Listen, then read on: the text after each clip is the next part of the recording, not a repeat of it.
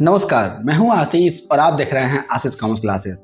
मेरे प्रिय साथियों, हम लोग अपने वीडियोस में चर्चा कर रहे थे कॉर्पोरेट अकाउंटिंग की और इसमें हम लोग आज समझेंगे और जानेंगे कि समता अंश एवं पूर्वाधिकार अंश में अंतर क्या होता है, यानी difference between equity shares and preference shares, जिसमें हम लोग जो भी इंपॉर्टेंट पॉइंट्स हैं उन्हीं के बेस पर जानेंगे कि इन दोनों में अंतर क्या होता है। पहला, अर्थ यानी मीनिंग।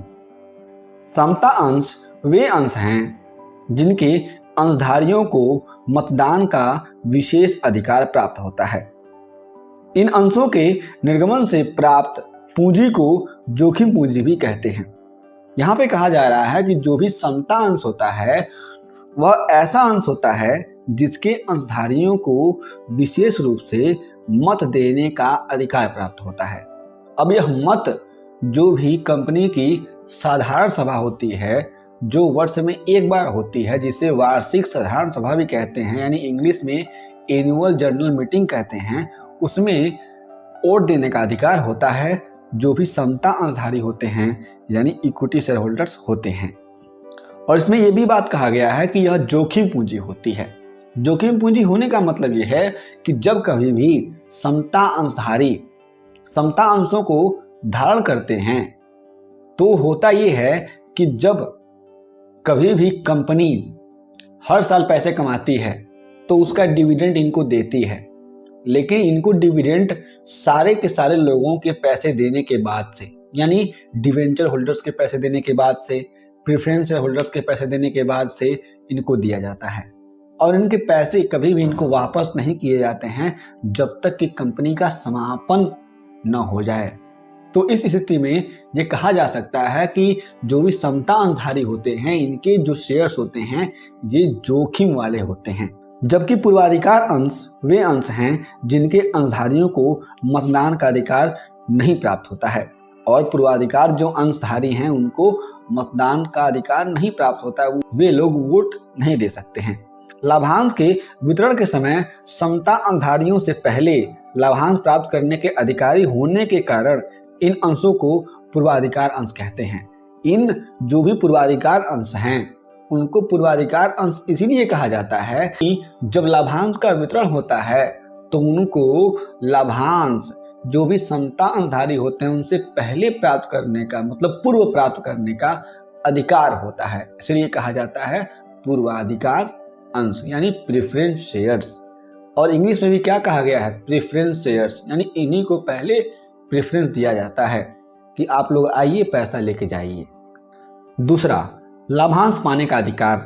पूर्वाधिकार अंशों पर लाभांश देने के बाद ही समता अंशों पर लाभांश दिया जाता है, जिसको मैंने पहले ही बताया है, जबकि पूर्वाधिकार अंशों पर लाभांश समता अंशों से पहले दिया जाता है।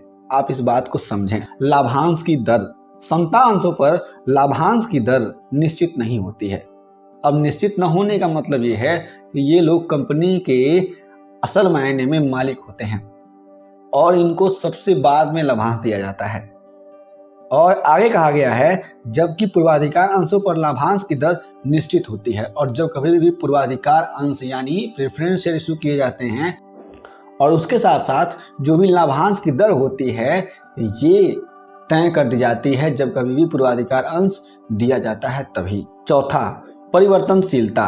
समता अंश कभी भी पूर्वाधिकार अंशों में परिवर्तित नहीं हो सकते, जबकि पूर्वाधिकार अंशों को निर्गमन की शर्तों के अनुसार समता अंशों में बदला जा सकता है। और यहाँ पर समझने वाली बात यह है कि समता अंश कभी भी किसी अन्य अंशों में या फिर पूर्वाधिकार अंशों में बदलते ही नहीं है, लेकिन जो भी पूर्वाधिकार अंश हैं वे पहले ऐसा हो सकता है कि पूर्वाधिकार अंश हो, लेकिन जो भी कंपनी के शर्तें होती हैं इशू करते समय पूर्वाधिकार अंशों को, तो कुछ सालों के बाद से इनको कन्वर्ट कर दिया जाता है कन्वर्जन मेथड से, किसमें, समता अंशों में, यानी इक्विटी शेयर्स में। पांचवा है मतदान। समता अंशधारियों को मतदान का विशेष अधिकार होता है, जबकि पूर्वाधिकार अंशधारियों को मतदान का अधिकार नहीं होता है। इस बात को हम लोगों ने पहले ही समझ लिया हुआ है। छठवां, शोधन। कंपनी के समता अंशों का शोधन नहीं किया जाता। समता अंशों को कंपनी आवश्यकता पड़ने पर पुनः खरीद सकती है। यानी यहाँ पे कहा जा रहा है कि कभी भी समता अंशधारियों से जो पैसे प्राप्त होते हैं उनको दिया नहीं जाता है, यानी समता अंशों को शोधित नहीं किया जाता है। और जब कभी भी कंपनी को आवश्यकता पड़ती है तो जो भी समता अंश होते हैं उनको कंपनी खरीद लेती है, पुनः खरीद लेती है।